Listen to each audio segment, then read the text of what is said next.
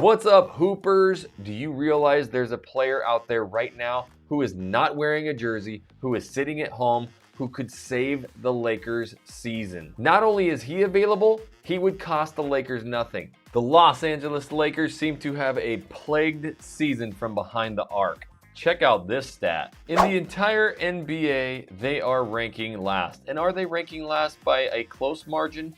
No. They basically have 400 feet to go to get into just second to last place, which is right around the 30% mark. This brings up the question, what the heck are the Lakers going to do? How can they get some shooters? What can they possibly move, or what kind of deals can they make to bring in a shooter like this, or maybe a shooter like that? There's a lot of grumblings. There's a lot of contract negotiations that need to be done. And quite frankly, there's a couple free agents that are sitting on the market right now that would cost the Lakers absolutely nothing. And that is what my job is to do, is to break down what are the Lakers' biggest targets right now. Starting off to an 0-4 season, they need some help. They need some resuscitation. I don't think there's any pulse in the Lakers organization right now. I am your NBA white guy talking all things NBA hoops from a hooper's perspective. And if you love that kind of content, then dunk that like button. And make sure that you subscribe so that you never miss a thing.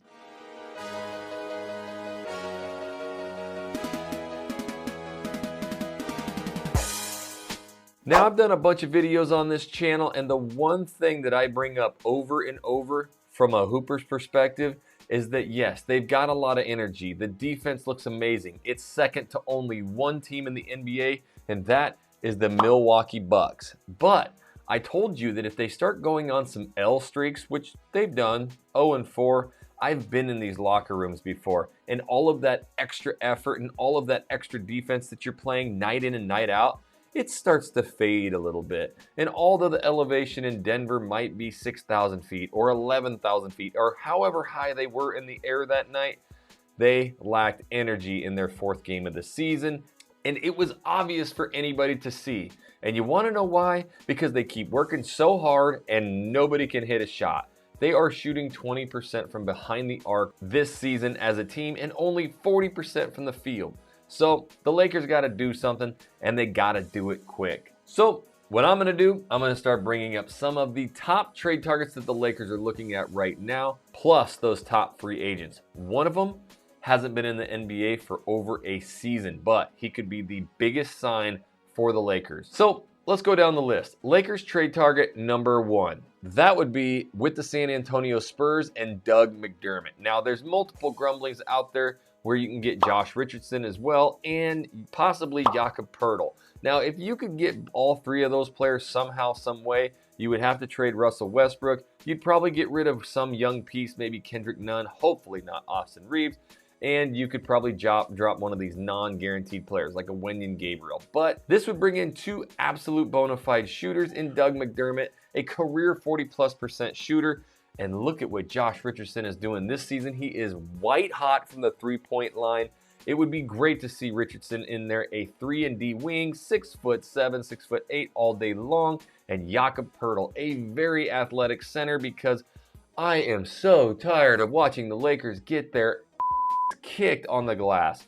Is it turning back into a big man league? Because the Lakers are getting their butts kicked by Nurkic, they got their butts kicked by Zubac, and last night they got their butts kicked by the Joker. So it's turning into a big man league, and when we only have one guy named Anthony Davis, and every time he jumps he's like, oh my God, my back, that means the Lakers got some serious issues. This would solve it.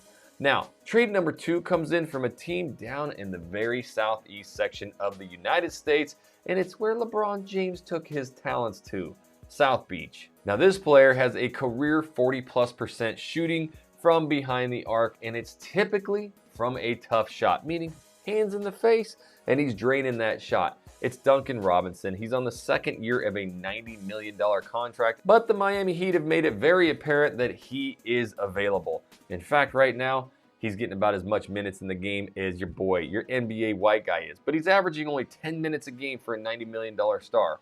But is this a guy who could come in with some wide open three-point shots that LeBron James can deliver to you and knock down 3, 4, 5 a game?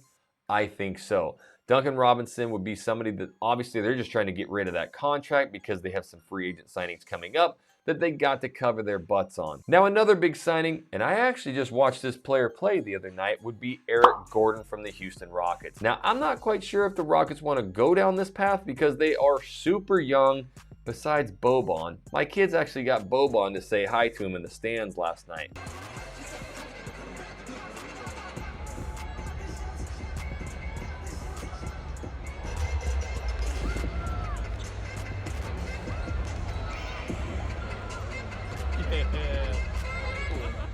But Eric Gordon is a bona fide vet. He's a guy who not only can shoot the three ball well, but if you've ever watched him at any length, he shoots it from deep. He shoots it from anywhere. In fact, let's check out his shot chart. Now, as we can see here, your boy Eric Gordon ain't afraid to let it fly. And a lot of these shots are from deep. That's the one thing I know about Eric Gordon. He ain't afraid to shoot it from deep, and he did it just the other night. Now, this guy shot 4,732 three-pointers in his career, so he ain't afraid to fling it. The number one thing about the Lakers right now, all them jokers are afraid to fling it. You see him out there doing this crap the whole time, pump faking, because they don't want to shoot it. So that's creating a major issue in their rhythm. But as Mr. Eric Gordon has progressed in his career, let's just see what he did last season. Last season in 2022, 57 games, he shot 300 three-pointers. That is a total of 6 attempts a game, shooting almost 42%. Well, it's 41, but still, look at some of these averages. 46%, 43%, round that one up, 44.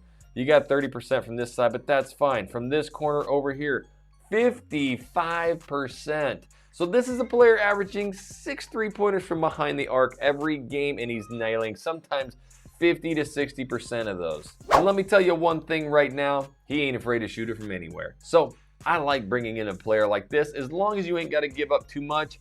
That young Houston team is looking solid. Your boy Jalen Green, watch out. He fixing to be an all-star here real soon. Another top target out there would be your boy Jay Crowder. Now, him and LeBron go back quite a bit. In fact, they've done a little bit of salsa dancing together, if you remember that.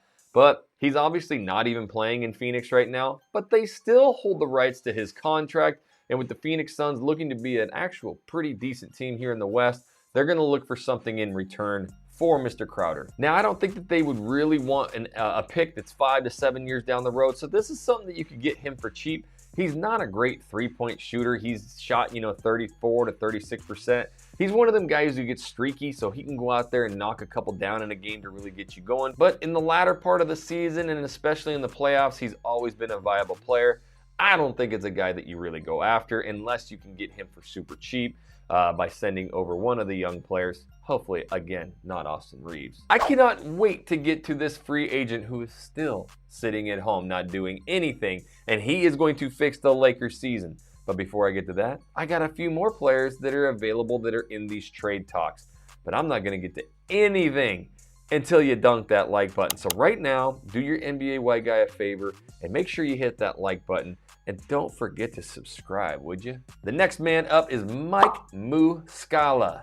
Now, this guy's on a 2-year, $7 million contract, something that the Lakers could absorb easily, and over the past few seasons has been one of the top sneakiest three-point shooters. In fact, for Oklahoma City last season, he shot 43% from the arc. So this is a player, as of course Oklahoma City has Chet Holmgren. They're going to continue to try and get some draft capital and build around him and some of their younger players. In fact, I would way rather see Shai Gilgeous-Alexander come over, but I don't know. You'd have to give away the farm to get him. But Muscala's the guy who can shoot from behind the arc. And if you do know one thing, the Lakers are second in the NBA in defense. Well, the worst team ever at shooting the three-point ball. So even getting a guy who's a confident 40-plus three-point shooter is a big win if you can get him for cheap. Now, one of my next players that I absolutely love, and we talked about him a little bit earlier, and maybe you do it in a 3-team, or maybe you got to send both picks, but that's to the San Antonio Spurs for Josh Richardson. Now, obviously, you wouldn't have to send both the picks over to him, but you would definitely have to send some young players over to the Spurs. And the Spurs, let's just be honest, they are looking for that draft capital. They're trying to give Popovich his new Tim Duncan. Maybe it's Vic.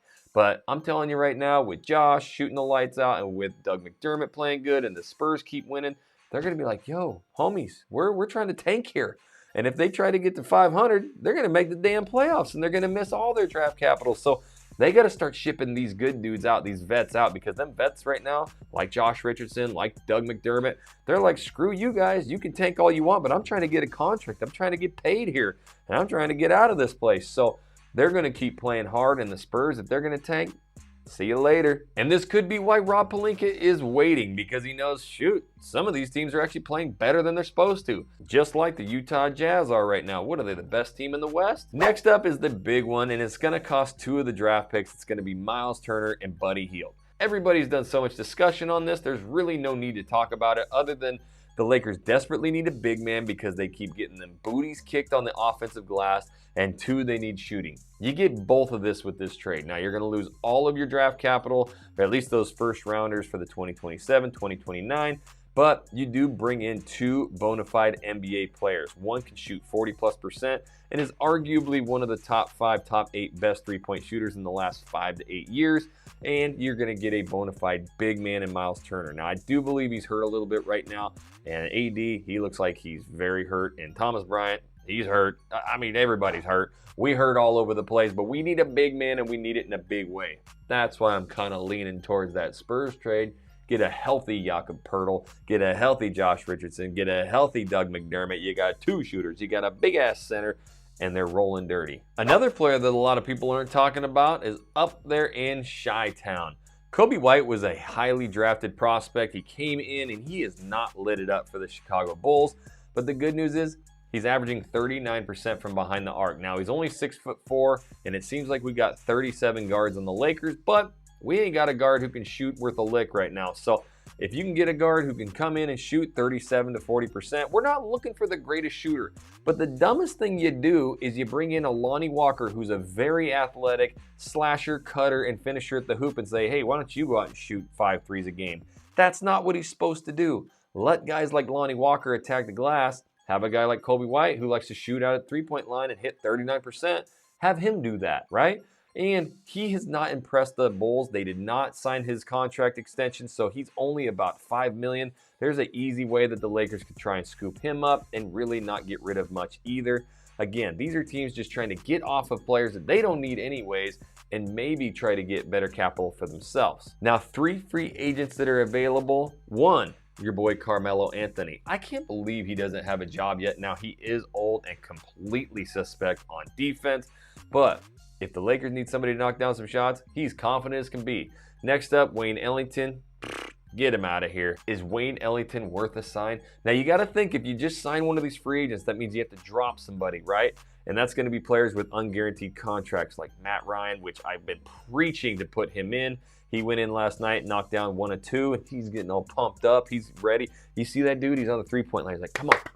Come on, come on. That's what shooters do. Shooters get ready for it. The rest of the Lakers are like, oh my God. They look like Ben Simmons out there like, I don't want this thing. Okay, I'll shoot it. Brick. Matty Ryan, dude, he's ready. He's in that shooter's position. So that's why I like Matt Ryan, and we should not be dropping him. But a guy like Wenyen Gabriel, he's unguaranteed. You could probably drop him. He hasn't proven to be anything. So that's what you'd have to do. And the #1 guy that we've been waiting for, sitting there, going to change the Lakers. I'm sorry I got to do this. I'm going to do an entire video on it, and it's coming tomorrow. So you got to subscribe right now so that you don't miss it. It is going to shock you. It's going to be unbelievable. Coach Darvin Ham has physically called this player.